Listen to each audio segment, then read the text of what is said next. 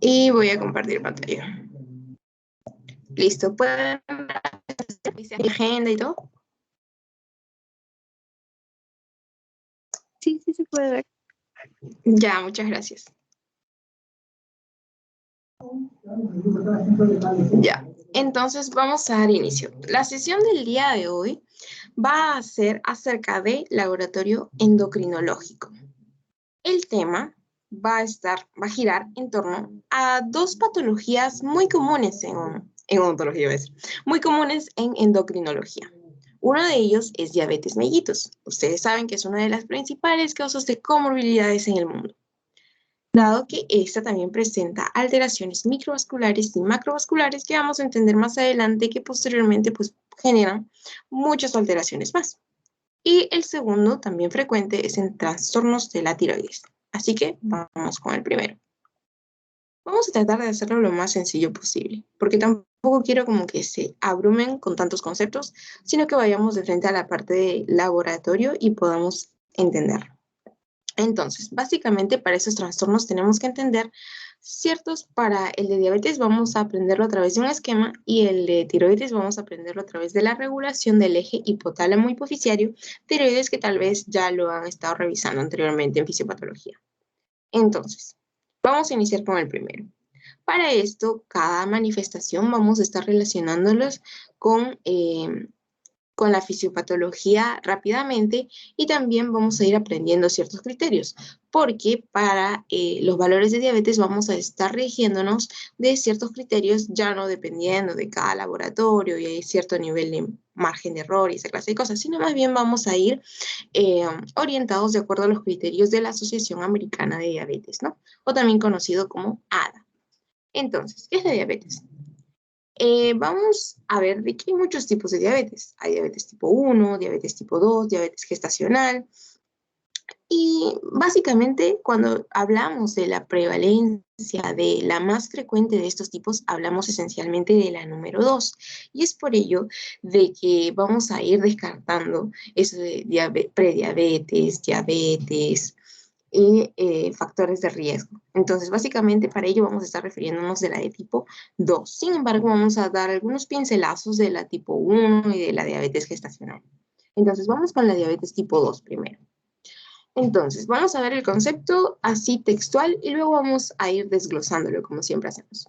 Entonces, en la diabetes tipo 2 nos dice de que se define como una enfermedad progresiva, caracterizada por la resistencia a la insulina y el fracaso de las células beta pancreáticas, que desemboca en un estado de hiperglucemia crónica. Para esto quiero decir de que hiperglicemia o hiperglucemia es lo mismo. Igual se refieren a niveles de azúcar elevados en la sangre. Entonces, básicamente lo que tenemos que recordar, o de todo lo que diría que recuerden en todo este texto, porque aquí ya habla que es una de las principales causas de comorbilidad en el mundo, es que es un estado de hiperglicemia crónico. Es decir, que los niveles de azúcar en la sangre se van a mantener elevados por un periodo prolongado de tiempo.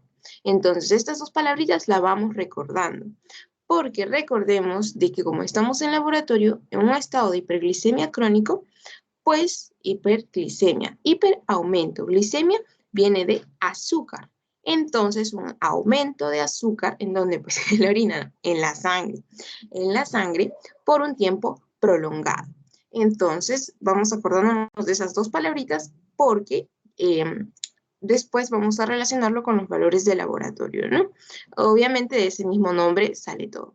¿Qué más tenemos que recordar aquí? Que va a haber un problema al momento de que se empiece a utilizar esta insulina. ¿Pero qué será esta insulina y qué factor viene a jugar? ¿Será un factor importante, un factor de complemento o qué papel cumplirá esta insulina? ¿Y quiénes son estas células beta pancreáticas? Yo sé que tal vez lo han visto en fisiopatología, pero vamos a verlo así como unas pinceladas, como les decía. Entonces, ¿por qué debemos recordar tanto esta diabetes mellitus? Y tal vez ustedes han escuchado algo que los doctores siempre dicen, que es el diagnóstico de diabetes mellitus tipo 2 es clínico y con valores de laboratorio. ¿Pero a qué se referirán con que este diagnóstico es clínico? Lo que ocurre es que justamente estas alteraciones a nivel de laboratorio van a verse manifestadas a través de la clínica del paciente, conocido también como la más llamativa, por así decirlo, que son las 4P de la diabetes o las 4P de los pacientes diabéticos, ¿no? Porque los pacientes, ahorita explicamos, pero presentan, son como que una forma fácil de recordar, la primera P por poliuria, polidipsia, polifagia y pérdida de peso, la última P. Entonces, vamos a verlo así. Cuando ustedes comen algo muy dulce, ¿qué es lo que quieren hacer? Cuando ustedes comen algo muy dulce, usualmente es, ay no, es como que les da sed, ¿no? Al igual que cuando comen algo muy salado. Entonces, igual, la sangre, pues funciona igual. Es como que para entenderlo más fácilmente, ¿no? Entonces, si su sangre está muy dulce, pues va a estimular ciertos centros que les diga, hey, aquí este medio está muy dulce. Vamos a tener que disminuir la sal. Y cuando ustedes hacen una limonada, por ejemplo, y les queda muy dulce, ¿qué es lo que le echan? Le echan más agua para tratar de diluir más el azúcar. Entonces, el organismo funciona igual. Entonces, los pacientes diabéticos, pues, ¿qué es lo que presentan? Una sed excesiva. Y esta sed excesiva se conoce como polidipsia. Poli por aumento y, bueno, dipsia por sed, ¿no? Entonces, la polidipsia es un estado de aumento de la sed. Paciente diabético, primera P, presenta polidipsia. ¿Y qué es lo que pasa si ustedes toman mucha agua? Obviamente, si ustedes toman mucha agua, después van a querer ir al baño. Entonces, ustedes van a tener que eliminar más cantidad de orina. Y este estado se le conoce como poliuria, porque ustedes van a querer orinar más. Entonces, segunda P de la diabetes, poliuria. Quiero recalcar de que no van específicamente en este orden de poliuria, polidipsia, polifagia, son solamente 4 P's. Pero no es como que, primero se presenta esta P, segundo se presenta esta P, ya yo voy relacionándolo así para explicarles, pero no es como que hay un orden demarcado específico, pero obviamente si tú tienes vas tomando más agua, vas a tener más sed, entonces primero, segundo, pero no hay un orden específico, así que no se preocupen. Y también, también las personas diabéticas van a presentar otra manifestación conocida como polifagia. Es decir, de que van a tener un apetito exagerado, porque como ustedes sabrán, el organismo o la célula específicamente, que es la unidad fundamental del organismo, requiere de energía y esta energía esencialmente la obtiene de los alimentos. Pero como ustedes sabrán, más adelante vamos a explicarlo también rápidamente, es que hay una alteración en la cual las células no reciben esta energía, puede ser por un defecto en la entrada de la glucosa a las células, que también vamos a verlo, no se preocupen, solamente es como una introducción para que vean de dónde vienen estas manifestaciones clínicas, porque también lo van a ver en el casito. Entonces, estas personas piensan, o sea, la célula envía una orden y dicen, hey, yo no está entrando nada, no hay reservas, entonces aliméntate para que de ese modo las reservas me lleguen a mí, dice la célula. Entonces, las personas van a empezar a presentar un apetito exagerado, conocido también como polifagia.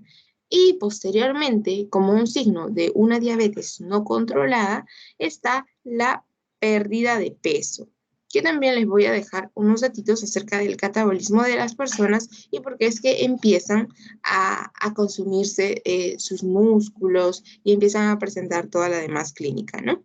Porque todo tiene una explicación. Entonces aquí les pongo las ganas de orinar con mayor frecuencia, poliuria, la sed excesiva, la polidipsia, el hambre excesiva, la polifagia.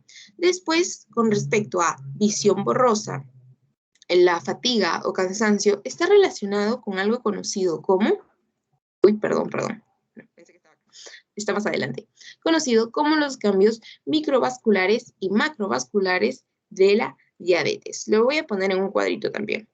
Sin embargo, ahora primero tenemos que recordar la segunda parte, ¿no? Porque ya les había hablado de la hiperglicemia crónica y todos los estados que generaba, las manifestaciones clínicas del paciente. Y miren, todo esto derivado de estas dos palabritas, de un estado de hiperglicemia crónico. Mientras que les había dicho que recuerden otra estructura importante que jugaba un papel fundamental con respecto a las células beta pancreáticas, Entonces vamos a ver qué tienen que ver esta con la insulina. Entonces vamos al páncreas, recordemos que hay un páncreas endocrino y hay un páncreas exocrino. ¿Y dónde encontramos a los islotes de Langerhans? ¿Dónde creen ustedes? ¿En el páncreas exocrino o endocrino? ¿Alguien recuerda? ¿Alguno de ustedes? Muy bien, gracias, Tania. Se nos hundieron, se nos unieron más. Muy bien. Entonces, sé que no les gusta levantarse temprano, ¿no? Pero ya bueno, a nadie creo. Ya, entonces, nos ubicamos en el páncreas endocrino. A ver, aquí a quienes vamos a encontrar, a los islotes de Langerhans, ¿verdad? ¿Y por qué son importantes estos islotes? Porque de estos va a depender esta composición de estos islotes va a estar dada por muchos tipos celulares. Tenemos las células llamadas alfa, beta, tenemos las delta y el polipéptido pancreático, ¿no? Pero de estas, no quiero que recuerden todas así, pero para el pasito sí les pueden preguntar como que quiénes están en mayor cantidad, qué significa esta sigla o esa clase de cosas, ¿no? Pero el propósito de que les haya puesto esta imagen es de que recordemos que estas son células endocrinas que van a segregar hormonas ¿en dónde? En los vasos sanguíneos. Y en los exámenes de laboratorio, ¿dónde van a medir los niveles de glucosa? En la sangre. ¿Y dónde corre la sangre? En el vaso sanguíneo. Entonces va a ser importante el rol fundamental que juegan estas células a nivel del control que van a estar ejerciendo en los vasos sanguíneos, obviamente. Entonces, pregunta frecuente también es para el pasito, qué tipos celulares hay y también en qué porcentajes estas se encuentran. Por ahí vean quiénes se encuentran en mayor cantidad. Y bueno, entonces, luego de haber dicho eso, quiero que recordemos el papel que ahorita vamos a estar revisando son de estas de verde y estas de anaranjado. Estas dos van a jugar un papel regulador, bueno, en realidad todas, pero para el motivo del tema de hoy, pues vamos a revisar estas dos. Entonces, vayamos con la primera. La primera en verde es las células, o van a estar representando a las células alfa, las cuales van a estar segregando glucagón. Porque, ¿qué dice acá? Son células endocrinas que segregan hormonas. Entonces, ¿qué van a estar segregando? Este glucagón. Es la hormona que van a estar segregando las células alfa. Y las células beta, las cuales se encuentran en un mayor porcentaje, porque miremos aquí hay una predominancia del color anaranjado, ¿no? Por ahí nos tenemos que acordar también. Entonces, de manera gráfica, ¿no? Entonces, este tipo celular va a ser el más predominante y la hormona que va a estar segregando estas células va a ser la insulina. Entonces, otra forma de recordarlo es que cuando tú dices alfa, comienza con A de glucagón, y acá insulina no tiene la A inicial, ¿no? Esta tiene primero una A, bueno, no sé, como ustedes lo recuerden. O tal vez este punto ya sepan cómo recordarlo. Alfa, glucagón, beta, insulina, ese es el punto. Entonces, ¿para qué también les pongo esto? Porque en este tema es muy importante la regulación que se va a dar por el papel jugado a nivel de los vasos sanguíneos por estas hormonas, ¿no? Las cuales cumplen un papel regulador y contrarregulador, por así decirlo. ¿Por qué llamamos también contrarregulador? Porque es todo lo contrario, ¿no? Si una hace algo, la otra va a ejercer el efecto opuesto. En este caso, vamos a iniciar diciendo de que la célula beta es la encargada de la introducción de la glucosa a la célula a través de la insulina. Entonces, ¿qué dice aquí?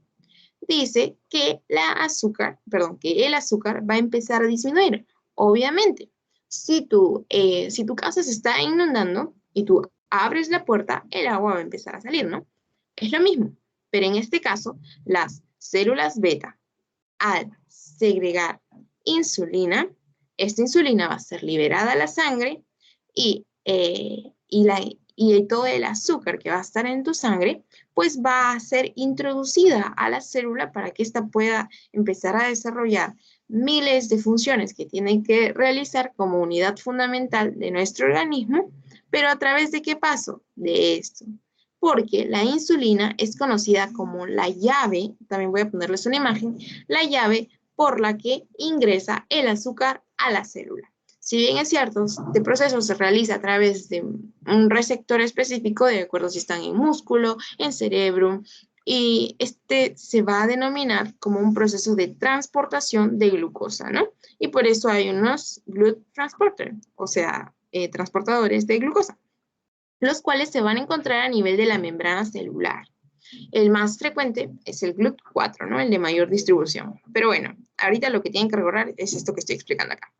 Mientras que por otro lado vamos a ver en este grafiquito cómo las células alfa, también ya las vimos, que son segregadas, perdón, que van a estar en los islotes de Langerhans, y vamos a ver de que estas van a segregar la hormona glucagón.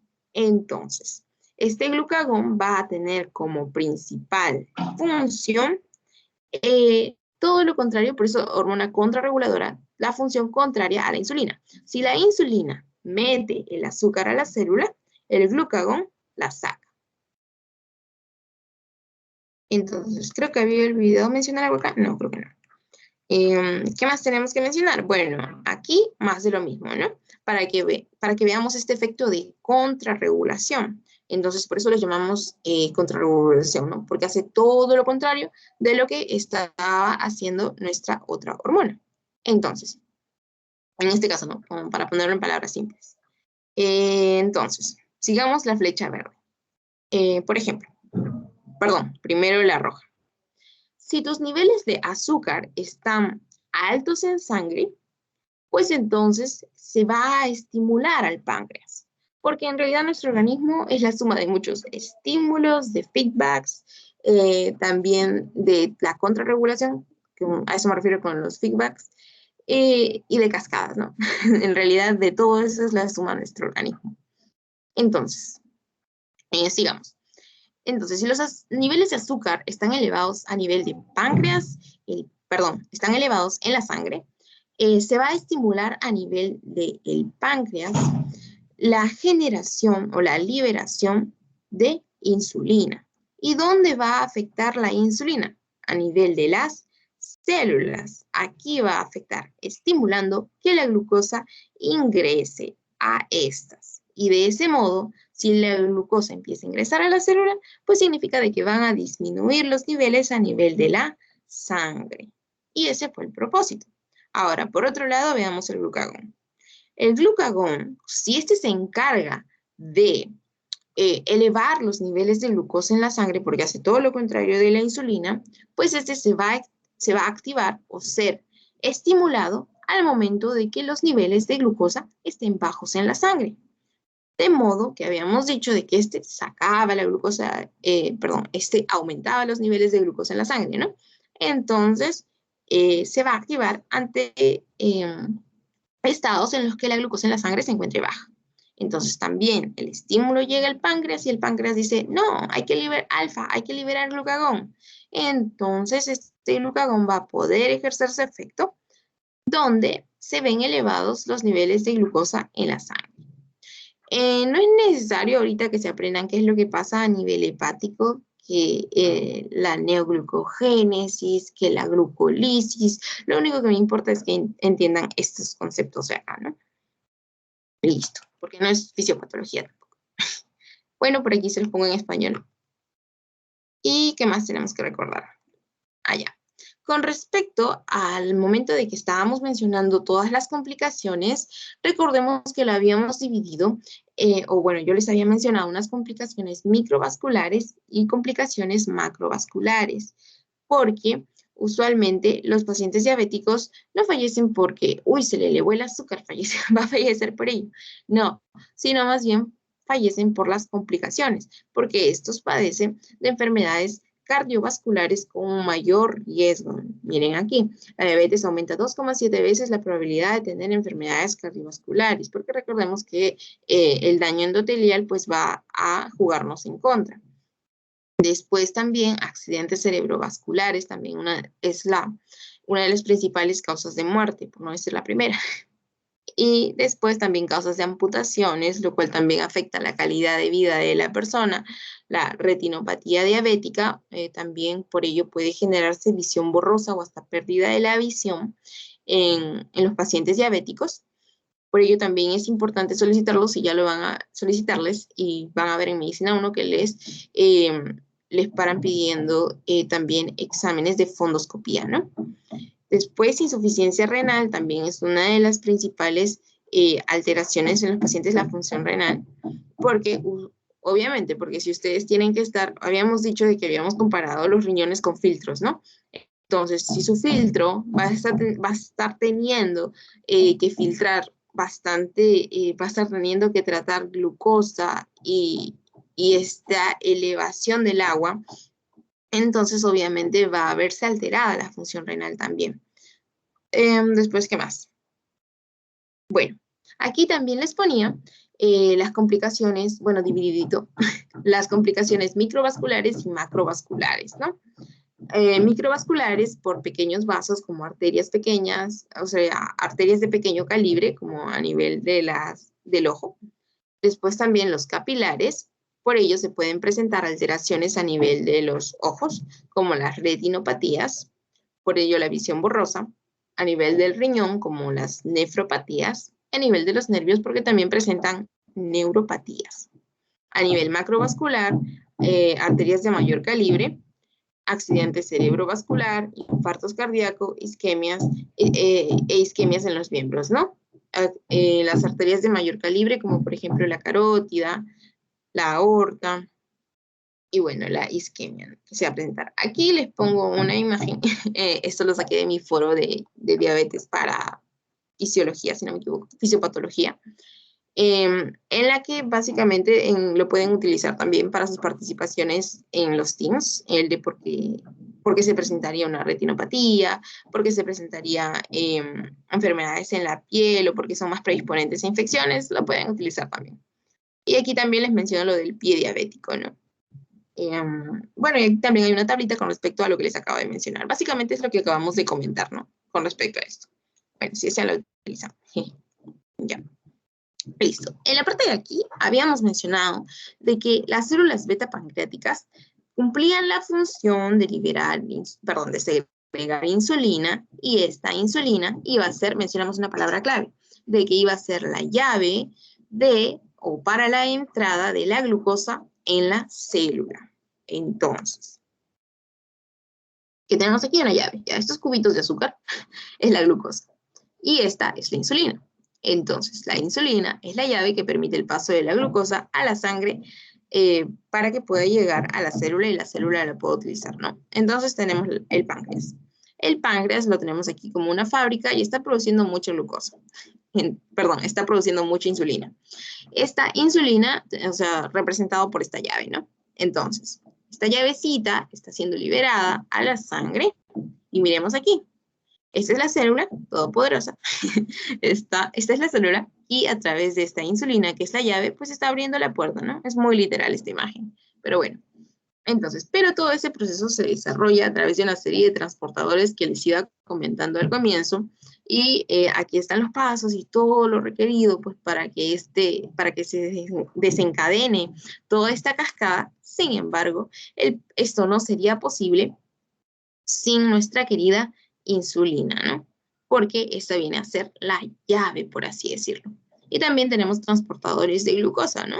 A través del GLUT4, principalmente a través de la célula. Entonces, bueno, no es necesario, bueno, aquí lo único que tendrían que recordar, creo que es el GLUT4, para cuestiones del pasito. Después aquí les pongo otros conceptos, porque usualmente en los Teams les preguntan, ¿no? ¿Pero qué es esto? ¿O qué lo causa? ¿O qué lo produce? Aquí hay una definición según la OMS y aquí también hay una definición según la ALAD, ¿no? Asociación Latinoamericana de Diabetes. Ya. Entonces, no nos olvidemos de que esta es una enfermedad crónica y usualmente, o sea, no es que, ya existe cura para la diabetes. En realidad es una enfermedad que pues se trata, se controla, pero no es que se cure, ¿no? Y los síntomas pueden, obviamente van a tener que ser controlados con el tratamiento, ¿no? Después, ¿qué dice? ¿Qué aparece cuando el páncreas no produce insulina suficiente o cuando el organismo no utiliza eficazmente la insulina que produce? Obviamente aquí habíamos estado refiriéndonos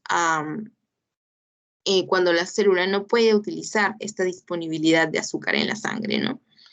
Y después que habíamos puesto aquí, no produce insulina suficiente. También esto de aquí vendría a estar relacionado con el caso de los pacientes con diabetes tipo 1, por ejemplo, en el que hay una destrucción de estos islotes pancreáticos y por ello es de que no se puede producir la insulina, ¿no? Porque si se destruyen las células beta o si se destruyen alguna de estas células, pues obviamente no va a haber la hormona. Y si no hay la hormona, no va a poder ejercer su acción a nivel de la sangre, a nivel del vaso sanguíneo. Entonces, si falta uno, falta el otro. Fue porque faltó el anterior a este y el anterior a este, y así sucesivamente. Entonces, aquí nos está poniendo como que los dos panoramas. Y bueno, aquí nos pone, ¿no? Por este estado de hiperglicemia crónica refiere el efecto de la diabetes no controlada es la hiperglicemia, el aumento del azúcar en la sangre, lo que habíamos estado explicando al comienzo. Para los que recién llegan, bienvenidos. Igual el video va a estar colgado, les decía. Y bueno, aquí lo refieren también como un desorden metabólico, ¿no? Bueno, continuemos entonces para no hacer más larga la sesión. Ya bueno. Aquí solamente recordarles la importancia, esto también es pregunta de pasito, con respecto a los efectos del glucagón y respecto a los efectos de la insulina. Entonces el glucagón va a ser el encargado de estimular la degradación del glucógeno, porque recordemos de que el glucógeno es la forma almacenada de la glucosa. Entonces el glucagón va a estar estimulando diciendo, no, los niveles de azúcar en la sangre van a estar bajos, como lo habíamos puesto en el grafiquito con dibujitos. Entonces tenemos que elevar los niveles de glucosa en la sangre. Por ello era conocida como hormona contrarreguladora también. Mientras que la insulina hace todo lo contrario. Si ve los niveles de glucosa muy elevados en sangre, este va a estimular la formación. Ya bueno, olvídense la parte de que estimula el tejido, que hace, de que se... Ya, lo único que me importa que recuerden es que este va a generar que al momento de que la glucosa ingresa a la célula, pues los niveles en la sangre van a disminuir. Y ese es el propósito, ¿no? Entonces nos acordamos de estas dos. Listo. Ahora, como ustedes sabrán, todo tiene valores normales. Todo tiene, ¿cómo dicen? Todo tiene su límite, todo tiene su final. Ya, olvídenlo. Entonces, con respecto a los niveles de glucosa, también tiene valores normales en la sangre.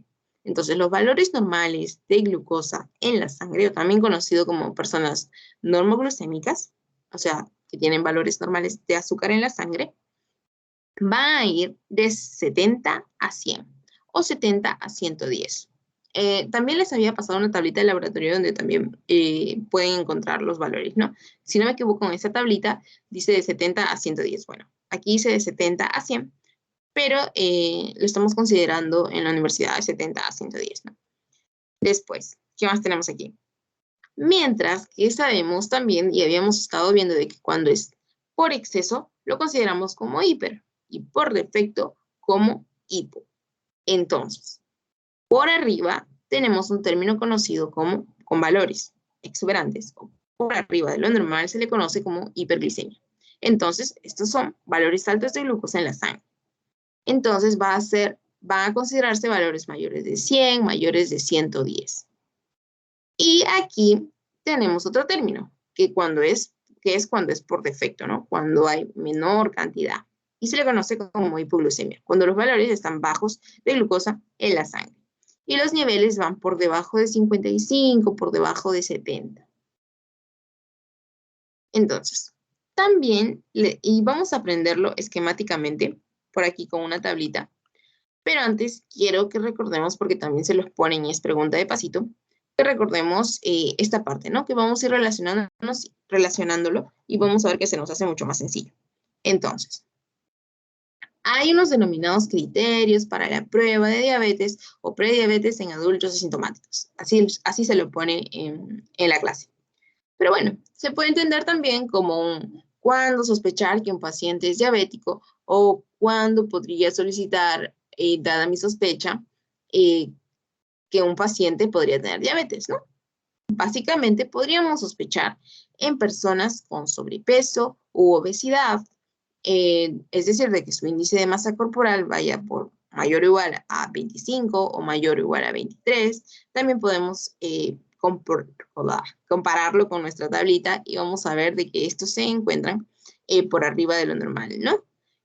Porque si no me equivoco, el valor normal va de 19,5 a, perdón, de 18,5 a 23, ¿no? Para un estado eh, dentro de los valores normales del peso.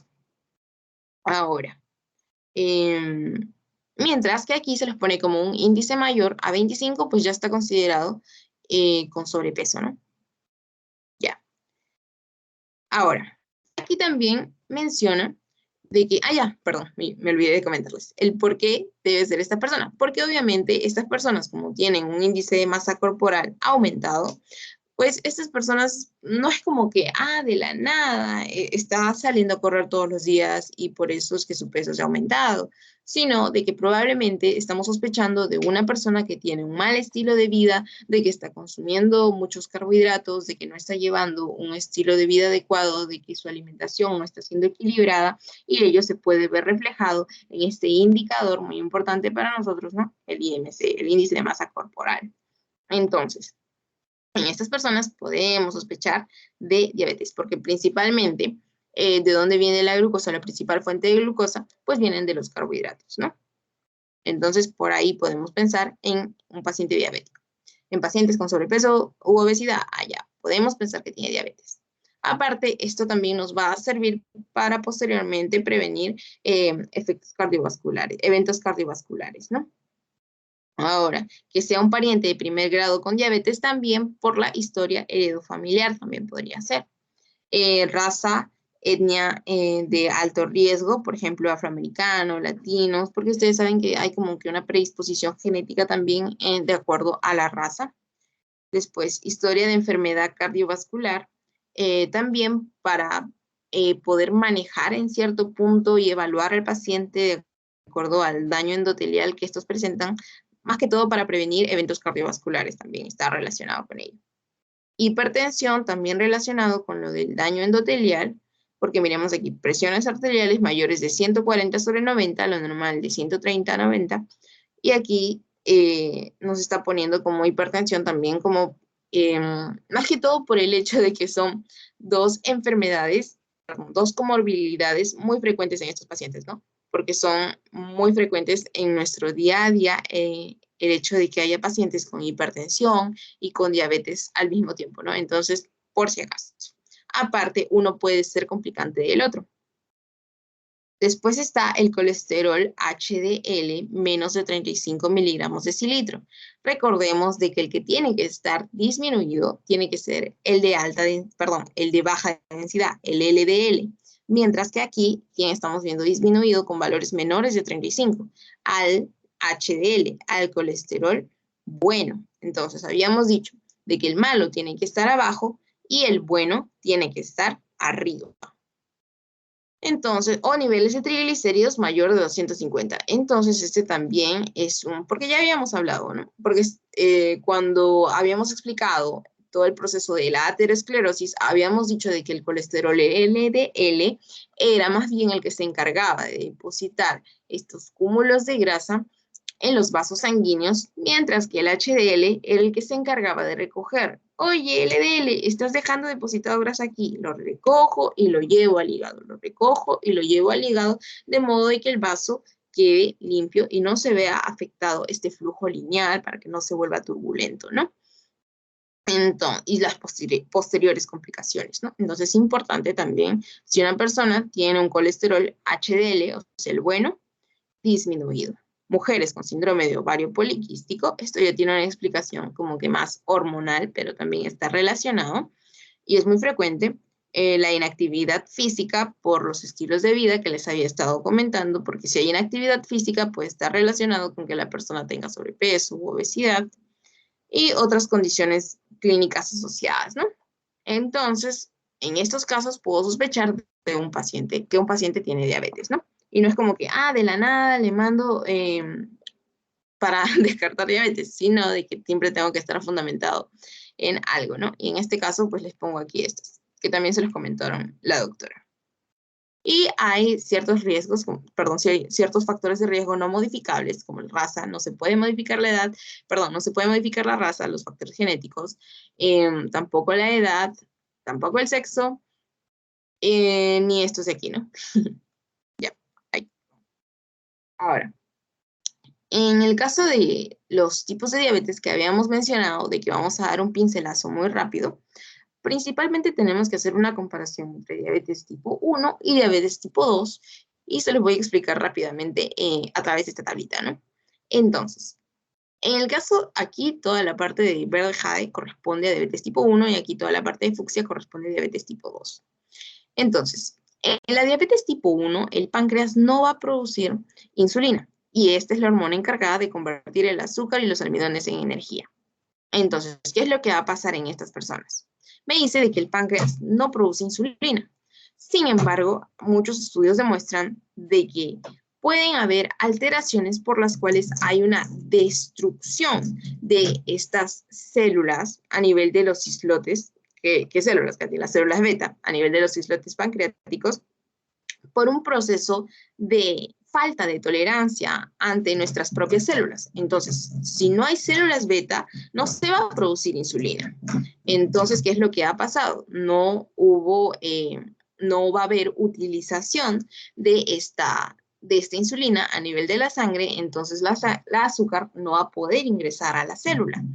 Y todo nació de qué? De que hubo una destrucción de estas células a nivel de los islotes pancreáticos, ¿no?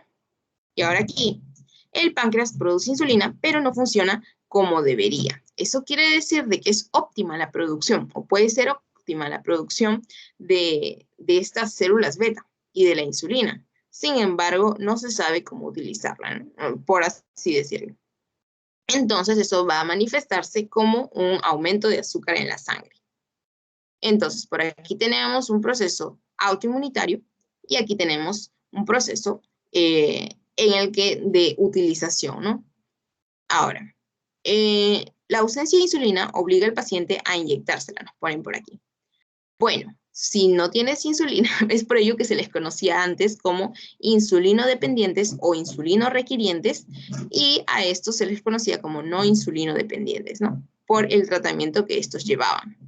Estos requerían insulina, entonces insulino dependiente. Sin embargo, esos términos como que ya se han visto agotados. ¿Y qué más debemos recordar? De que esta suele darse en personas jóvenes, porque cuando hay alteraciones genéticas, pues estas empiezan a manifestarse en un tiempo pues mucho más cercano al inicio de la vida, ¿no? Mientras que aquí el de diabetes tipo 2 es producido por un mal estilo de vida, por una mala alimentación y todo lo que esto desencadena, ¿no? Entonces aquí lo ponen como menos de 40 años y aquí más de 40 años. Es como en las enfermedades cerebrovasculares, ¿no? Cuando hay un ACV, sabemos que los ACV, los accidentes cerebrovasculares, son más frecuentes en pacientes mayores. Sin embargo, también se han estudiado accidentes cerebrovasculares en el paciente joven y ponen en menores de 45, de 15 a 45 años, allá ACV, paciente joven. Y esto va a estar relacionado más que todo a factores heredofamiliares por el hecho de que son pacientes jóvenes y no presentan los clásicos factores de riesgo pues de un paciente mucho mayor, ¿no? Con respecto a los cambios en la elasticidad de los vasos y todo ello. Entonces, por ello hay algunas diferencias. Listo. Entonces, por aquí, algo de lo que habíamos comentado acerca de la diabetes tipo 1, donde hablábamos de los factores genéticos sumado a ciertos factores ambientales, pues que generan esta activación inmunológica de la que habíamos estado hablando, de destrucción de las células, y hay una destrucción celular, por eso es lo que les comentaba, y posteriormente diabetes, ¿no? Para resumirlo. Listo. Después también hay otros tipos de diabetes con respecto a alteraciones genéticas, lo cual no es muy preguntado, pero pueden recordar estos nombrecitos por las alteraciones. Y aquí un criterio para considerar diabetes gestacional, ¿no? Dice que se presenta durante el embarazo en mujeres que no tenían que no tenían algún tipo de diabetes. Y para detectarla se realiza una prueba de tolerancia a la glucosa en la semana 24 a 28. Con respecto a prueba de tolerancia a la glucosa, esos test, vamos a estar revisándolos ahorita. Entonces, quería ver que estén aquí. Ya, listo. Entonces, con respecto a los criterios, perdón, ¿están ahí? Sí, todo entendido hasta este punto para ya ir a la parte laboratorial. Sí. Sí, Katy, no, Katy. Todo claro. Ya, muchas gracias. Ay, qué seriedad, chicos. Tal vez es porque está un poco oscuro por acá. Ya. Ya, bueno. Entonces, sigamos. Entonces, criterios diagnósticos para prediabetes. Y vamos a hacerlo así súper sencillo. Habíamos dicho de que los valores normales de la sangre iban de 70 a, perdón, los valores normales de azúcar en la sangre o de glucosa en la sangre o un paciente normoglucémico va de 70 a 100 o 70 a 110. Ya, consideremos de 70 a 100. ¿Por qué? Porque para considerar prediabetes, como lo menciona aquí, dice que debemos pensar en los pacientes que tienen una glucosa en ayuno de 100 a 125. Entonces, aquí tenemos que ir recordando para conocer esta tablita, es por la que nos regimos, la Asociación Americana de Diabetes. Tenemos que recordar esto. Los test van a estar a este lado. Glucosa en ayuno, glucosa plasmática a las 2 horas y hemoglobina glicosilada. Vamos a conocer en qué consisten estos test también. No se preocupen. Pero entonces, vamos con la primera. Glucosa en ayuno. La glucosa en ayuno de 100 a 125. Si habíamos dicho que lo normal iba de 70 a 100, allá. Si yo veo que una persona le hago un examen de sangre y esta tiene valores de glucosa de 100 a 125, puedo pensar que pues esta podría estar presentando una prediabetes, porque los valores van de 70 a 100 o 70 a 110, pero esta está presentando pues valores por arriba de lo normal. Segundo, también nos dice que si una persona tiene una glucosa plasmática a las 2 horas, ahorita conocemos este test, de 140 a 199 durante una prueba oral de tolerancia a la glucosa, entonces también lo consideramos como prediabetes. Entonces, la primera es una prueba que se realiza cuando el paciente no ha comido, no ha consumido ningún alimento, mientras que por un periodo de 8 a 10 horas. Mientras que aquí, en la glucosa plasmática, a las 2 horas, se le hace tomar al paciente, se le hace ingerir una carga de glucosa anhidra de 75 gramos, se esperan 2 horas y se le hace esta prueba, se le mide la glucosa en la sangre, la extraen sangre, esta es analizada y, uy, ¿qué pasó? Los valores salieron de 140 a 199, entonces yo puedo pensar en un estado de prediabetes. ¿Por qué? Porque estos valores están fuera de lo normal y también se le podría conocer a una persona como intolerante a la glucosa porque básicamente va a estar evaluando cómo tu organismo actúa ante esta. Y aquí nos habla de la hemoglobina glicosilada o también conocida con las siglas de HbA1c.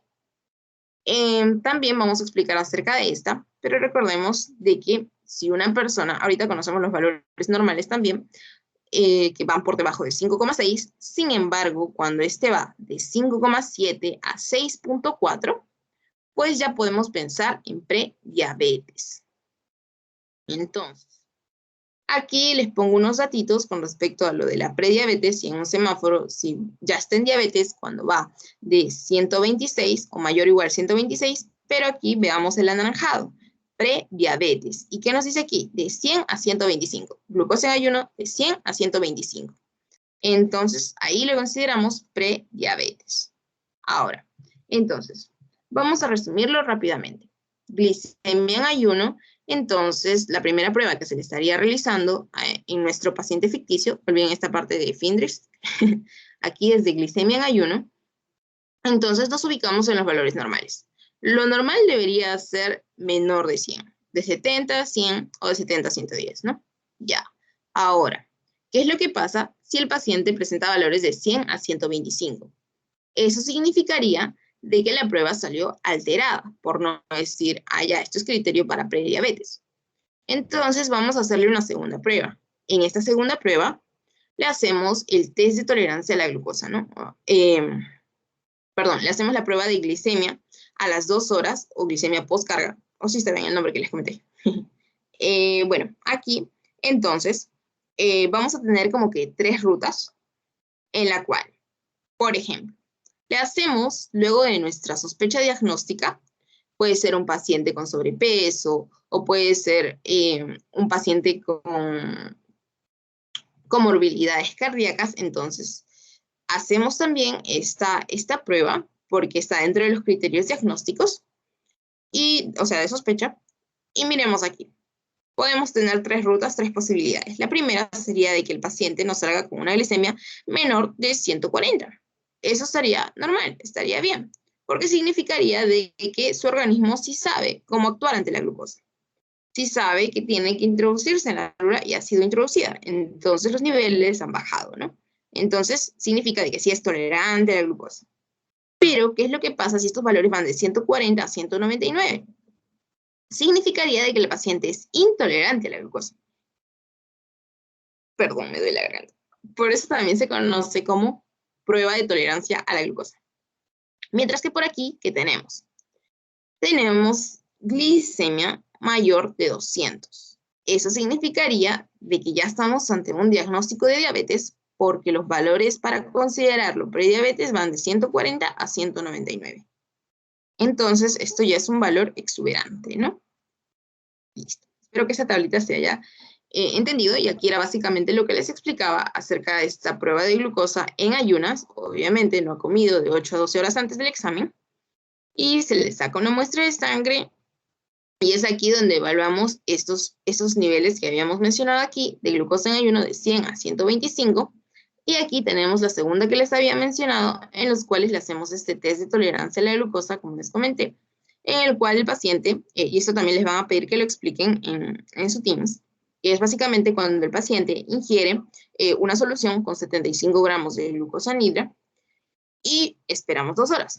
Luego de esas 2 horas es que podemos obtener estos resultados, ¿no? Y vemos si un paciente es tolerante a la glucosa, intolerante a la glucosa o tiene criterios de diabetes, ¿no? Listo.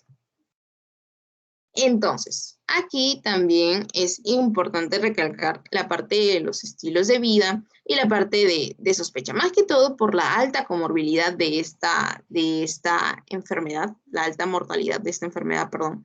Es que es necesario el tamizaje, el descarte, el despistaje, no sé cómo llamarlo, de esta enfermedad, dado que ustedes saben de que es una de las principales causas de comorbilidades. Es más, muchos pacientes con COVID han fallecido y han sido diabéticos. Entonces se han visto las asociaciones, ¿no? Entonces, criterios para la prueba de diabetes o prediabetes en adultos asintomáticos, es decir, que no muestran ninguna manifestación clínica o no es manifiesta, no es obvia, o como deseen llamarlo. Básicamente, ustedes saben de que es muy importante la prevención. Entonces, como prevención, aquí les he puesto una tablita comparativa, como cada cuánto tiempo se puede hacer la prueba, o es recomendable, más que todo, cuando es recomendable hacer la prueba, de modo de que pues se pueda abarcar a tiempo, ¿no? Entonces, los pacientes con prediabetes deben hacerse la prueba anualmente para controlarla, que no evolucione, ¿no? Si tiene diabetes mellitus gestacional, si tuvo diabetes mellitus gestacional, cada 3 años, ¿cuándo debería empezar a yo hacerme la prueba, si es que para descartar si tengo o no diabetes? A partir de los 45 años, por el daño endotelial y todo lo demás, y también por los estilos de vida, y los resultados, y si tengo resultados normales, pues cada 3 años. Esto de aquí es pregunta y pasito, por eso se los puse en una tablita. Listo. Ahora, aquí también había mencionado algo llamado hemoglobina glicosilada. Entonces, vamos con ello. Veamos los valores normales. Los valores normales de hemoglobina glicosilada van menos de 5,7. Lo normal es que estén en 5,7. Entonces, prediabetes se considera de 5,7 a 6,4. Y diabetes, 6,5. O sea, el que está por arribita de 0,1 más que el valor de prediabetes, ¿no? ¿Pero qué es la hemoglobina glicosilada?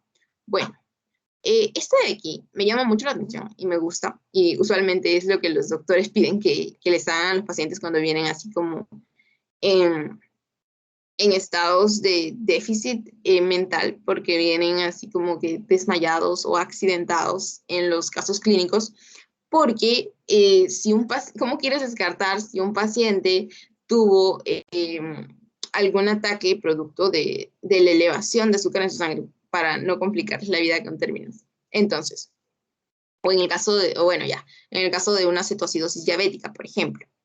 Entonces, el paciente viene así todo desmayado y ¿cómo le vas a decir? Oye, despiértalo para que tome su azúcar anhidra o despiértalo para... ¿Y qué tal si ha comido antes? O sea, no ha respetado las 8 a 10 horas o las 8 a 12 horas para el de ayunas, no podemos despertarlo para darle el azúcar anhidra. Entonces, en estas dos situaciones, ¿no? Entonces, ¿qué hacemos? Entonces, vamos a irnos por la prueba de hemoglobina glicosilada, porque esta simplemente no requiere de ayuna, no requiere de un estado de ayuno, no requiere tampoco la ingesta de azúcar anhidra de sus 75 gramos, porque los fundamentos de esta hemoglobina glicosilada básicamente son que van a depender del nivel de glucosa en la sangre, va a depender de la vida media del glóbulo rojo y de la permeabilidad de los glóbulos rojos. Entonces, ¿por qué específicamente de estos? Porque recordemos, vamos con el 2, porque la vida media de un glóbulo rojo, ¿cuánto tiempo es? 120 días. En base a este concepto debemos recordar de que, si bien es cierto, un glóbulo rojo vive 120 días y se destruye, ya. El almacenamiento de esta glucosa en la sangre puede medir hasta 120 días, o sea, hasta 3 meses, desde que o sea, tú consumiste algo, pueden pasar 3 meses, y algo que probablemente era alto en azúcar, pueden pasar 3 meses, y tras esos 3 meses, en todo ese periodo, va a ser el almacenamiento, si desean llamarlo así, por esta hemoglobina glicosilada, ¿no? ¿Y por qué se conoce como hemoglobina glicosilada? Porque mientras que existen hemoglobina A1, así como existe la fetal, así como existe la L, la S, que también habrán visto en sus anteriores clases, pues deben saber de que la glicación o la reacción con esta específicamente es con glucosa, mientras que las demás, con fructosa, con ácido pirúvico, con glucosa 6-fosfato, esta de aquí específicamente con glucosa. Entonces, es por ello que esa es la que más nos importa para esta prueba, para este test, ¿no? Y aquí hay algunos datitos que les puede servir para su Teams. Después, ¿qué más? La permeabilidad a través de la membrana del glóbulo rojo, la vida media. ¿Por qué mide los 3 meses anteriores? ¿Por qué mide el consumo de azúcar o los niveles de azúcar en los 3 últimos meses? Porque se fundamenta en la vida media del glóbulo rojo, ¿no? Y el glóbulo rojo vive 120 días. Entonces, los 3 últimos meses. Y bueno, los niveles de glucosa en la sangre, ¿no? Que es básicamente lo que hemos estado comentando. Entonces, ¿cuándo ya se considera un criterio diagnóstico para diabetes? Pues cuando están uno por arriba de los de prediabetes. Miremos aquí. Si tu glucosa en ayuna estás en un estadio de prediabetes de 100 a 125, entonces si tengo 126, criterio diagnóstico para diabetes, mayor o igual de 126. Glucosa en ayunas, es decir, no haber ingerido nada en las últimas 8 o 12 horas. Glucosa plasmática a las 2 horas, ¿no? O también conocido como el TTGO. Si tú tienes valores de 140 a 199, prediabetes. Ah, ya. Entonces, si tengo 200, mayor o igual a 200, criterio diagnóstico para diabetes. ¿En cuál prueba? Cuando se le da 75, cuando se administra al paciente 75 gramos de glucosa anhidra y se espera 2 horas. Posteriormente, si sale mayor o igual a 200, criterio para diabetes. Después, o hemoglobina glicosilada. Es decir, de que si esta hemoglobina que ha sido guardada en el glóbulo rojo, perdón, esta glucosa que ha sido guardada en el glóbulo rojo durante los 3 últimos meses, le sale por arriba de 6.4, o sea, 6.5, criterio diagnóstico para diabetes. ¿Ok? Y que también aquí en criterio diagnóstico para diabetes nos pone paciente con síntomas clásicos. Síntomas clásicos de hiperglicemia, ¿no? Las 4P del paciente diabético. O crisis hiperglicémica, con una glucosa al azar, mayor o igual de 200, criterio para diabetes. Porque también habíamos visto una tablita, ¿no? Ya para ya no retroceder, donde decía mayor o igual a 200, allá, criterio para diabetes. Porque hablábamos de 140 a 199, lo normal, ¿no? Y aquí, aquí unas tablitas que me parecieron muy bonitas e interesantes, aquí están resumidas. los criterios que habíamos estado hablando, aquí a quiénes se les debe realizar, y aquí también los test que habíamos estado comentando, ¿no? Y aquí un poco acerca de la clínica que estábamos hablando al comienzo.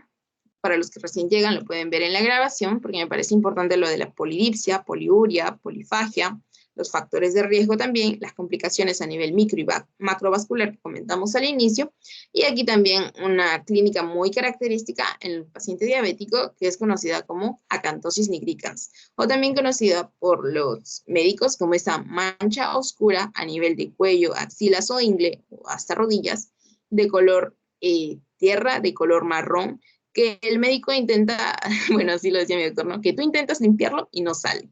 Entonces, eso es considerado como un signo de resistencia a la insulina.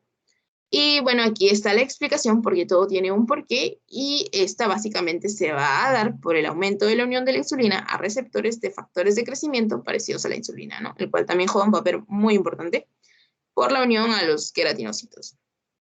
Entonces, esto de aquí también me pareció muy interesante, se los dejo ahí. Estoy aquí. Listo. Entonces, con respecto a esto, ¿todo claro? ¿Preguntas, dudas, inconvenientes? Sí, todo claro, Katy. Listo, perfecto. Muchas gracias, Melanie. Listo. Trastornos de la tiroides. Es la segunda parte y vamos a ver de que no nos va a tomar más de 20 minutos. No quiero que se aburran tampoco porque al igual que habíamos estado viendo la clínica y cómo se relacionaba, ya si tengo más azúcar, entonces tengo más sed, al igual que cuando hago la limonada y el ejemplo que les di, así también vamos, y si tengo más sed, tengo más ganas de ir al baño y todo se va relacionando, así también estos trastornos tiroideos vamos a partir de lo más simple y vamos a ir hasta las pruebas laboratoriales. Entonces, ¿qué es la tiroides? Ya, bueno, vamos con la tiroides. Entonces, usualmente hemos escuchado, para aquí, para los que no lo recuerdan, usualmente hemos escuchado de esta, ¿no? De la tiroides que está por aquí y punto. Ya. También sabemos, como concepto básico, de que esta va a secretar hormonas tiroideas, ¿no? Listo, conocidas como T3 y T4. Tetrayodotironina y triyodotironina.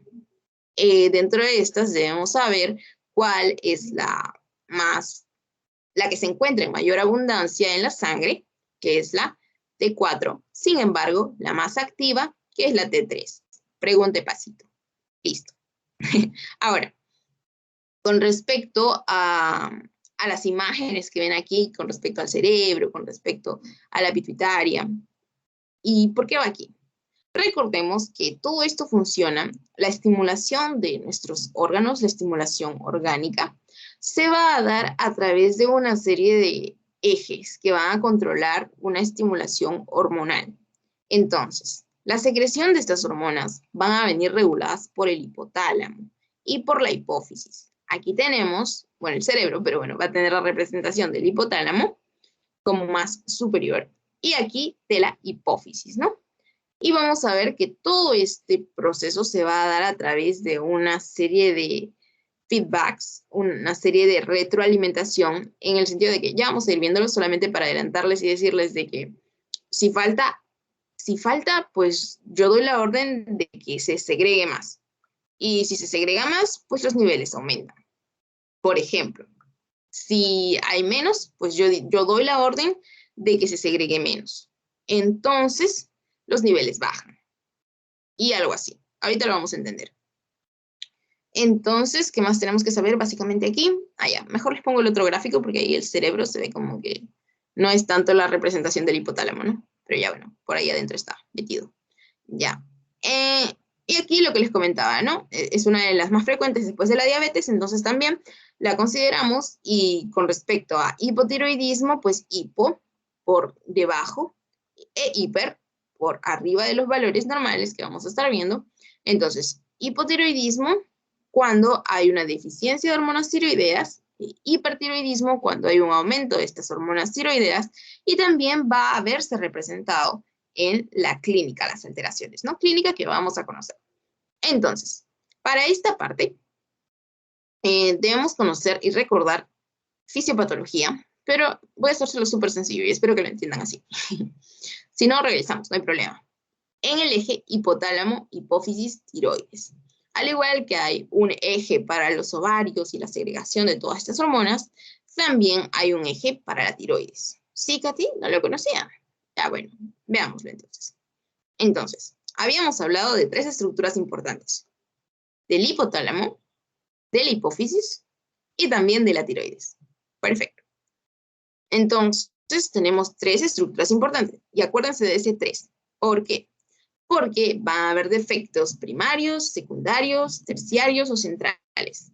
Entonces, es más, algunos lo consideran central acá también. Entonces, cuando bueno, ya, vamos así mejor. El hipotálamo es el que se encarga de producir, vamos desde arriba, porque las órdenes siempre vienen de arriba, ¿no? Entonces vamos desde arriba.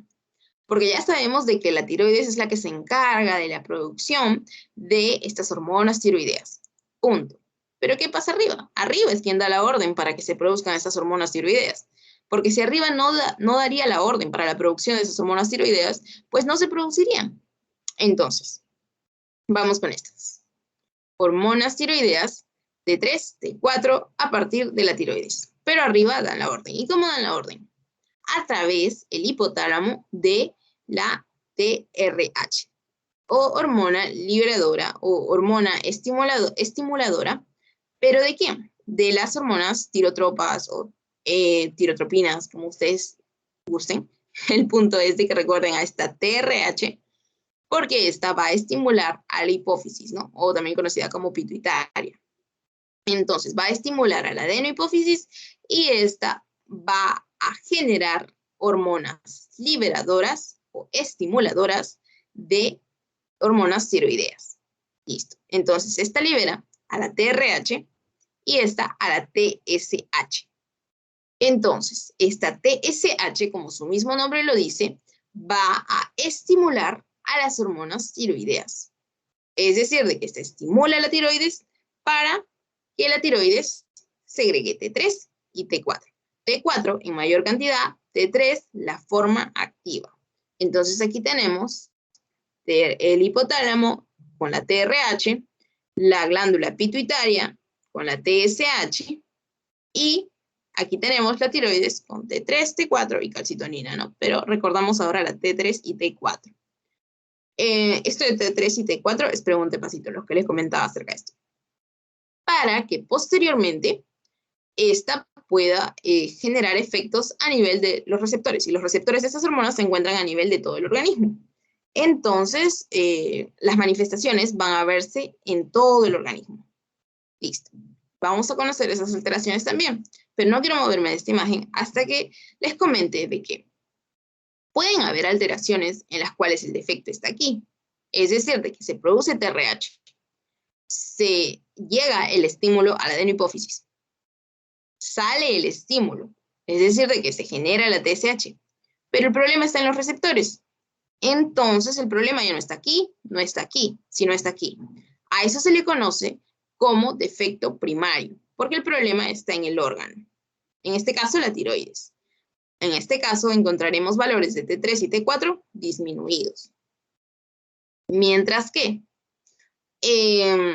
si no se produciría esta TSH, el defecto también se conocería como central, porque el defecto va a estar a nivel de la glándula pituitaria o hipófisis.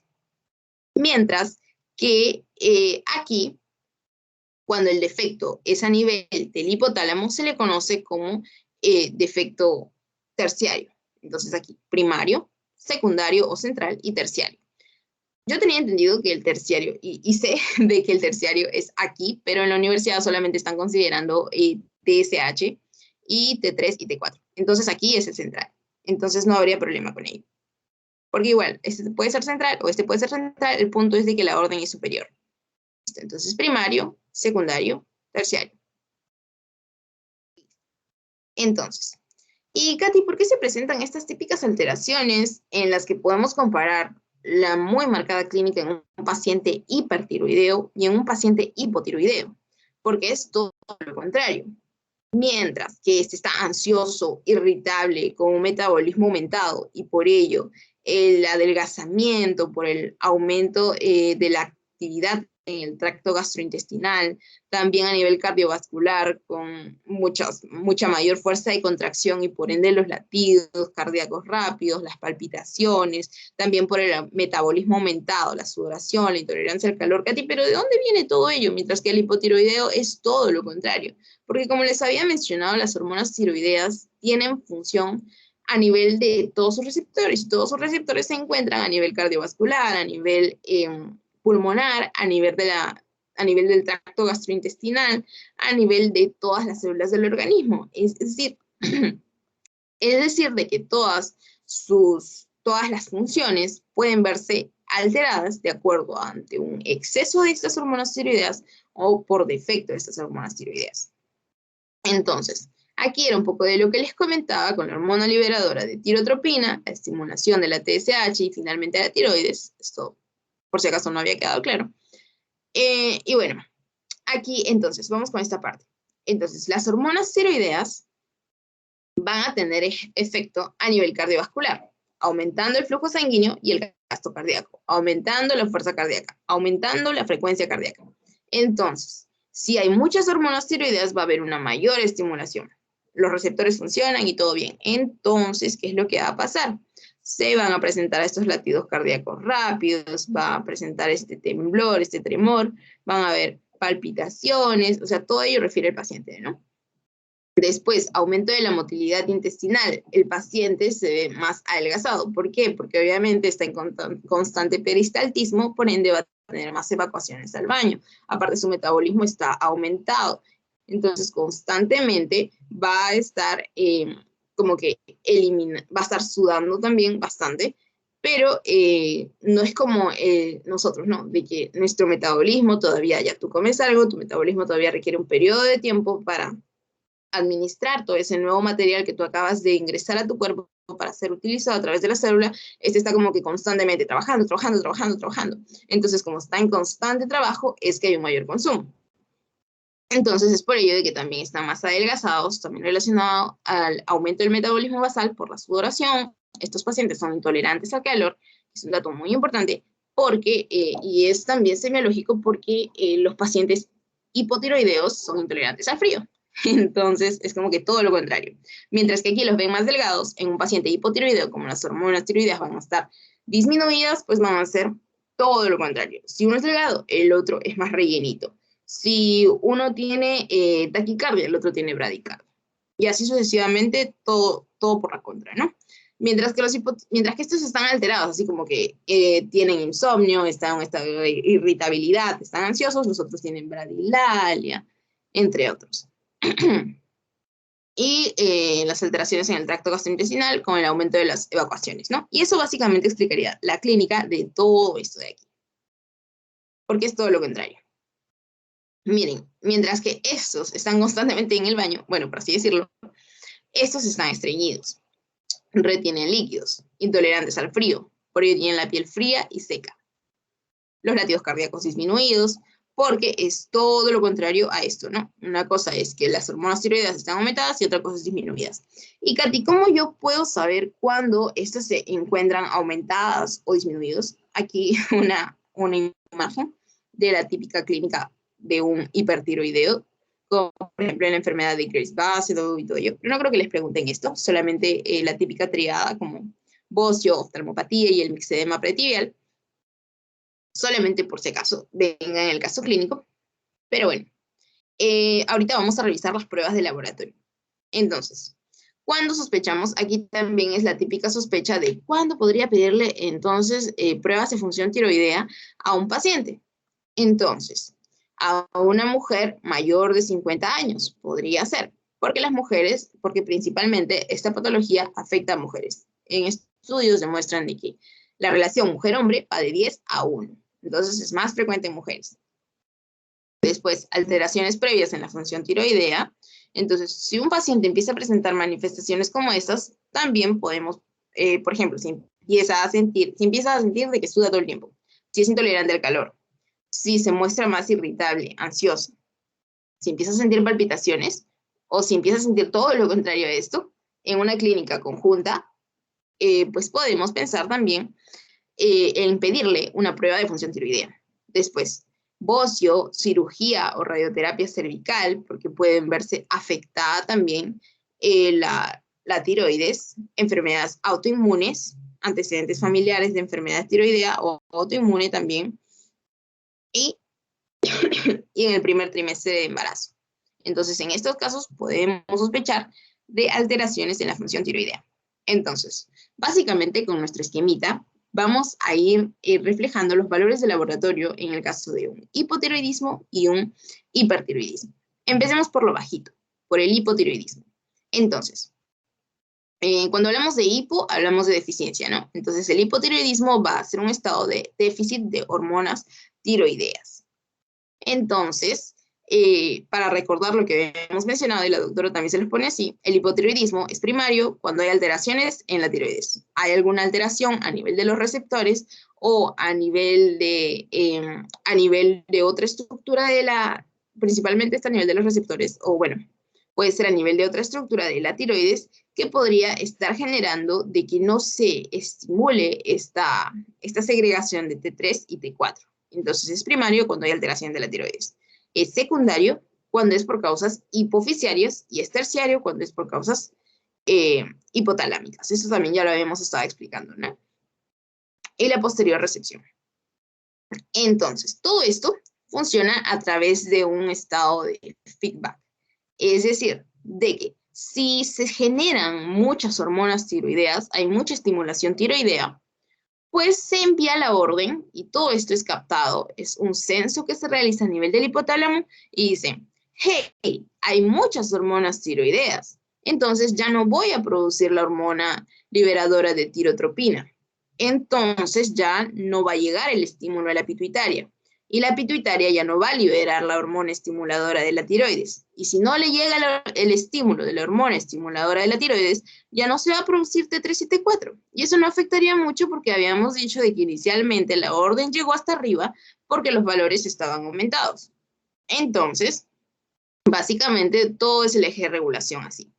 ¿Qué pasaría, por el contrario, si los niveles estarían muy bajos? Si los niveles estarían muy bajos, a nivel superior llegaría la orden de decir, allá, los niveles están bajos, vamos a segregar mucha más tirotropina, mucha más hormona estimuladora de la tiroides, o TSH, entonces se segregaría mayor T3 y T4.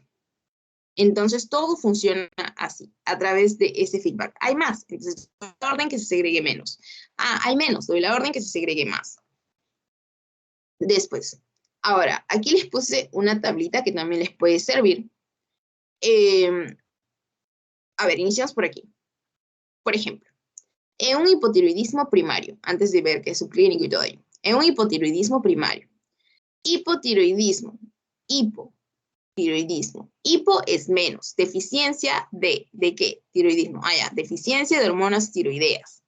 Ya, entonces, ¿qué es lo que va a pasar? Va a ser de que esta T3 y T4, que son las hormonas tiroideas, van a estar a la baja.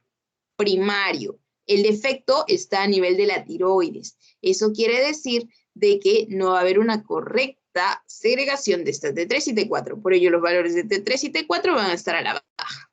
Perfecto. ¿Por qué es importante recalcar en primario?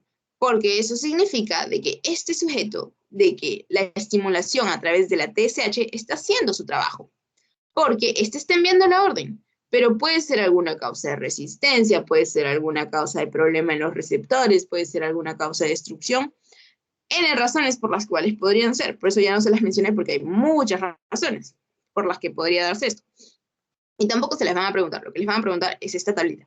Entonces, bueno, con respecto a valores de laboratorio, ¿no?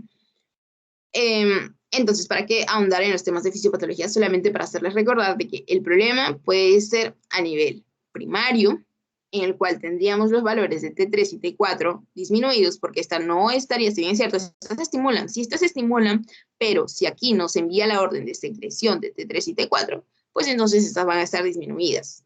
Y a esto se le conocería como hipotiroidismo primario, porque la orden va a estar intacta. Sin embargo, aquí fue donde no se recibió la orden. Entonces envió la orden check, pero aquí no la recibió. No la recibió o hubo resistencia. Entonces, ¿y cuándo sería hipotiroidismo central? Entonces, hipotiroidismo, valores de T3 y T4 abajo. Entonces, perfecto, ya sé, irían valores abajo, hipotiroidismo. Pero es central. Eso significaría de que no hubo orden de TSH o se pasó, o sea, no se envió. Entonces, aquí vemos que TSH, flechita para abajo. ¿Por qué? Porque hubo una alteración desde esta parte, ¿no? Desde la parte central. Por eso se le conocía como secundario o central. Listo. Entonces, aquí sí se da la orden, pero la orden no llega o no se estimula. Aquí no se da la orden y tampoco se segrega, ¿no? Porque si no hay A, no hay B. Listo. Entonces, eso de subclínico, ahorita lo describimos, es básicamente cuando no se genera una manifestación propia en el paciente, sin embargo, pueden haber manifestaciones de laboratorio, perdón, pueden haber alteraciones de laboratorio, sin embargo, no se llega a alterar la clínica del paciente, ¿no? Porque aquí estamos viendo valores de T4 y de T3 normal. Es decir, de que el paciente no ha mostrado clínica, básicamente. Porque recordemos de que pueden haber también, obviamente estas van a ejercer su acción a nivel de órganos, pero también pueden haber casos de resistencia periférica, entre otros. Entonces, para hacerles recordar lo del álamo hipófisis tiroides y este cuadrito que les pone la doctora. Entonces, veámoslo así. En el caso de una sospecha de hipotiroidismo, vemos los valores de TSH y de T4 libre, porque esta es habíamos dicho de que es la más abundante, sin embargo T3 es la más activa, eso lo recordamos. Entonces, cuando un paciente tiene una TSH normal y un T4 libre normal, hablamos de un paciente eutiroideo o eutiroidismo, porque los valores están dentro de lo normal. Se envía la orden y recibe la orden, estimula a T3 y T4, la formación de T3 y T4, ¿no? Entonces, y cabe resaltar que también una parte de T4 se convierte en T3, entonces por eso también se le conoce como forma activa, ¿no? Pero bueno, ya. Aparte es la que va a ejercer el efecto a nivel de corazón, hígado, huesos y todos los que habíamos estado mencionando. Entonces, aquí nos habla de una TSH elevada y de una T4 libre normal. Entonces, si la TSH va a estar elevada, pero la T4 libre está normal, a eso se le conoce como subclínico, al igual que aquí, subclínico. Porque aquí no se han mostrado manifestaciones en el paciente. Sin embargo, vemos las alteraciones laboratoriales, ¿no? Ahora, con respecto a TSH elevada, se está enviando la orden, pero la T4 está baja. Entonces, a eso se le conoce como primario. Y aquí les pongo, por ser la tiroides, quien secreta TSH, por ser la tiroides, la que no está segregando T3 y T4, porque el estímulo de la TSH sí está llegando, pero la T4 no se está segregando. O sea, el estímulo que debería ejercer la tiroides para liberar T3 y T4, pues no está funcionando, ¿no?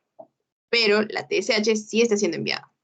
Ahora, con respecto a TSH normal o baja y T4 baja, pues a esto se le conoce como hipotiroidismo central. Cuando hablamos de hipotiroidismo, quiero que vean esta parte. Bajo, bajo, ¿por qué? Porque obviamente hipo es abajo y tiroidismo por hormonas tiroideas. Aquí lo único que espero que no se confundan es en la parte de o primario o central. Y tampoco le vamos a dar más vueltas porque si no creo que se van a confundir más. Pero ya bueno. Entonces, TSH elevada, es decir, de que la orden está saliendo, pero la T4 está baja, hipotiroidismo primario. ¿Por qué? Porque el defecto está aquí.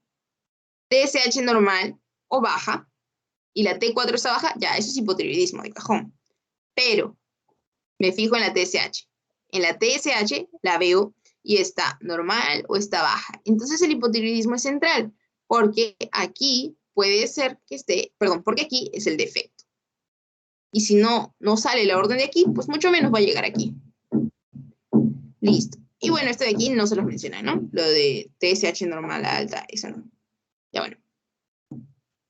Pero si desean saberlo, es básicamente porque ya vendría a ser una resistencia a hormonas tiroideas, pero a nivel de los órganos, porque todo estaría normal, pero la resistencia estaría a nivel de los tejidos hacia donde llegaría las hormonas, ¿no? La estimulación hormonal.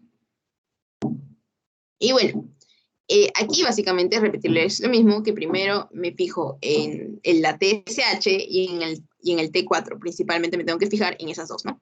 Entonces, si están las hormonas tiroideas elevadas, pues es un hipertiroidismo. Pero si las hormonas tiroideas están disminuidas, es hipotiroidismo. Por ejemplo, miremos aquí, la T4 está aumentada, no debería estar aumentada, entonces eso es hipertiroidismo. Y me dice de que la TSH está disminuida. Entonces, el problema aquí sería, pues obviamente, primario, ¿no? Porque la TSH estaría disminuida. Aquí, T4 libre normal. Y dice, T4 libre normal, porque ya me he fijado y la TSH está disminuida. Entonces, me fijo en T3 y veo, la T3 está aumentada. Allá, entonces es un hipertiroidismo, pero a esto se le conocería como hipertiroidismo, pero por T3. Entonces, hipertiroidismo T3. Esto también es solamente para que vean el orden en cuál fijarnos primero, a cuál fijarnos después, y en el caso de que aparezcan los valores normales, y para ir viendo dónde estaría la alteración. Después, lo más normal es esto de aquí. Después, T3 libre normal. Allá, esto es un hipertiroidismo subclínico. Mientras que en el anterior vimos hipotiroidismo subclínico, aquí estamos viendo el hipertiroidismo. Entonces, ¿por qué básicamente estamos poniendo TSH disminuida? Porque la orden está saliendo. El problema estaría a nivel de la tiroides, ¿no? Que está con hormonas, con la segregación aumentada de estas. Entonces vemos, hipertiroidismo presentaría T4 y T3 libre porque son las hormonas tiroideas. Después de todo, el hipertiroidismo se conoce como el estado de hormonas tiroideas aumentadas, ¿no? Pero la TSH está baja, ella está haciendo su tarea normal. El problema está acá, a eso se le conoce como hipertiroidismo primario. Ahora, el hipertiroidismo subclínico es cuando todo está normal y esta está disminuida, en este caso, pues porque, como habíamos visto, en el hipotiroidismo era todo lo contrario, ¿no? Aquí el estímulo está bien, perdón, aquí el estímulo, estamos viendo de que este está produciendo normal, pero el estímulo le dice, hey, elévate, pero no se genera esa manifestación por ello tampoco, al igual que acá. Podemos ver, recordemos que son como que el antálogo del otro. Entonces, vemos en hipertiroidismo y en hipotiroidismo, hace un momento les puse la clínica aquí, y veamos. Entonces, solamente para recordarles que en el hipertiroidismo, habíamos dicho de que íbamos a tener elevado T3 y T4. En el hipotiroidismo íbamos a tener bajo T3 y T4. Principalmente nos fijábamos en TSH y en la T4. Entonces no nos hacemos problema. Entonces, si es primario, va a estar en el hipertiroidismo alta la T4 y la T3, obviamente, ¿no? Pero va a estar bajo la TSH, o sea que el estímulo, como habíamos explicado en el gráfico, o sea de que el estímulo está diciendo como una contrarregulación. Hey, disminuye porque ya hay suficiente. Pero como este no hace caso, es terco, la tiroides, dice, no, a mí me va a llegar tu estímulo, entonces yo voy a seguir secretando T3 y T4. Es por ello de que es primario el defecto. ¿Quién está siendo rebelde? La tiroides, porque el estímulo ha bajado por feedback negativo, al igual que lo poníamos en el cuadrito de acá. Sin embargo, cuando es secundario, el problema va a estar, miremos aquí, hay una alta T4, ¿entonces el problema es primario y secundario? No, el problema es que este ha recibido la orden del de arriba, por ello hay una alta TSH por parte de la pituitaria, ¿no? Por el estímulo de la pituitaria. Entonces, también al recibir una mayor orden, pues este segrega nomás. Entonces, alto TSH y alto T4. Mientras que en el hipotiroidismo vemos todo lo contrario. En el primario va a estar bajo T4, pero la TSH le está diciendo, hey, hay niveles bajos, aumenta. Pero este hace caso nulo, ¿no? Entonces el defecto es primario. Mientras que en el secundario va a estar baja la estimulación por parte de la hormona estimuladora de la tiroides, entonces también va a estar baja la T4, pero porque le hizo caso a la orden central. Entonces, aquí se rigen de la orden central en el secundario, mientras que en el primario el defecto va a estar a nivel de la misma glándula. Listo. Y eso sería todo. Si hay alguna pregunta, la pueden hacer, pueden comentarme. Si no, el material igual se los voy a estar pasando. Listo, ya dejé de compartir. Podemos volver a la presentación si tienen alguna duda, alguna pregunta. Espero poder haberles ayudado. Si no, estoy abierta a sus preguntas. ¿Preguntas? Ahora me Sí, dicen, Katy. "Katy, no sé nada". Ya. Sí, Katy, tengo una duda, ¿me escuchas? Sí, sí, te escucho fuerte y claro. ¿Recuerdas que mencionaste algo con tolerancia a la glucosa? La basal se refiere en ayunas, ¿verdad? Ajá, Y sí. mencionaste también de que el paciente va a ingerir glucosanidra y luego se va a ver dentro de 2 horas, creo. Pero a la hora, o sea, el paciente ingiere esta glucosanidra y luego se le toma a la hora y a las 2 horas. A las 2 horas, según el test de la tolerancia a la glucosa. Y a la Sí, pero hora, no sé. sí, también, tal vez se está refiriendo, también hay, también había visto evaluaciones en las que aquí en Lima hacen como que evaluaciones a la hora y hacen una medición a las 2 horas, pero esta consideran a las 2 horas. Ok, ya. Listo. Esa era mi duda. Muchas gracias. Ya. Melanie, creo que tenías otra duda. Sí, sí, sí, una consulta. Katherine, estabas mencionando que el hipertiroidismo era el primario, era el aumento de la T4 y la disminución de la TSH, ¿cierto? Ajá, Ya, en el primer. y si lo consideramos el T3 está normal, seguiría siendo primario, ¿cierto? ¿O variaría algo?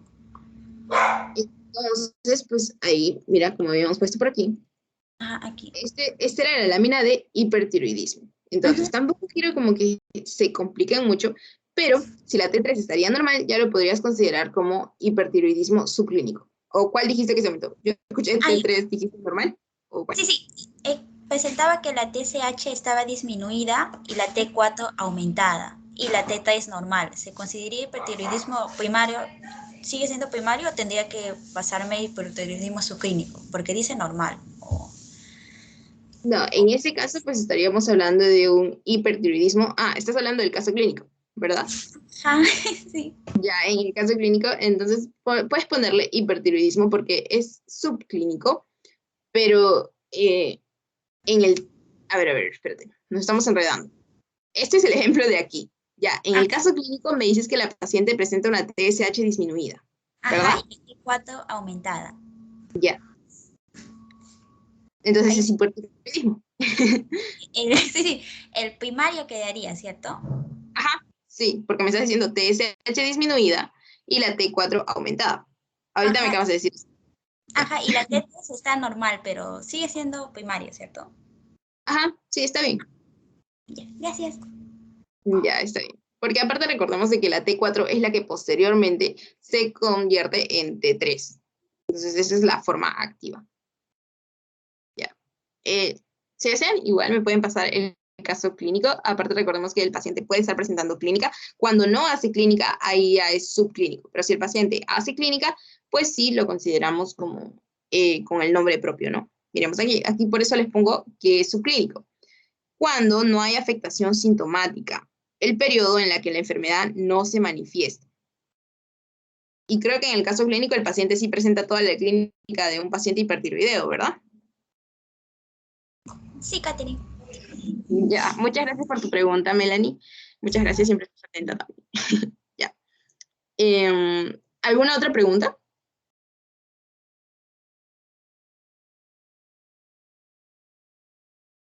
Bueno, creo que no.